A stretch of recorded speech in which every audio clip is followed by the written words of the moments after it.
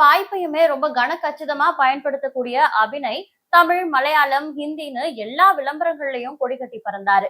அதிலும் குறிப்பா தமிழ்ல வெளியான த்ரீ ரோசஸ் ஆட்ல அவருடைய ஒரு குறும்புத்தனமான அந்த நடிப்பு எல்லார் மத்தியிலும் பேசப்பட்டுச்சு. த்ரீ ரோசஸ் அப்படின்ற பிராண்ட் எல்லாருக்கும் அவர் மூலமா கொண்டு போய் சேர்ந்துச்சு. அதுக்கப்புறமா நீண்ட இடைவெளிக்கு பிறகு விஜய் நடித்த துப்பாக்கி திரைப்படத்துல வில்லன் வித்யுத் ஜம்வாலுக்கு பின்னணி குரல் கொடுக்கும் வாய்ப்பையும் சிறப்பா பயன்படுத்தி இருந்தாரு நம்ம அபிநய். அதை தொடர்ந்து சூர்யாவோட அஞ்சான், கார்த்தியோட பையா, காக்கா முட்டை ஆகிய படங்கள்ல சில கதாபாத்திரங்களுக்கு பின்னணி குரலும் கொடுத்திருந்தாரு. ஆனா அவருடைய கெட்ட நேரமா என்னன்னு தெரியல, அந்த வாய்ப்பை கூட அவர் சரியா பயன்படுத்திக்க முடியாத அளவுக்கு அபிநய் அவங்களுடைய அம்மாவுக்கு சில உடல்நல குறைவுகள் ஏற்பட்டுச்சு. ஆமா, அவங்களுக்கு கேன்சர் பாதிப்பு இருந்துருச்சு. அதனால ரொம்பவே மனம் உடைஞ்சு போன அபிநய் அவங்கள கூடவே இருந்து ரொம்ப கவனமா பாத்துக்க வேண்டிய சூழ்நிலை ஏற்பட்டிருக்கு. இதனால அவர் ஆட்ஸ்ல கூட நடிக்க முடியாம, பட வாய்ப்புகளும் இல்லாம ரொம்ப வறுமையில வாடி இருக்காரு. அதே சூழல்ல அவங்க அம்மா இறந்தும் போயிருக்காங்க.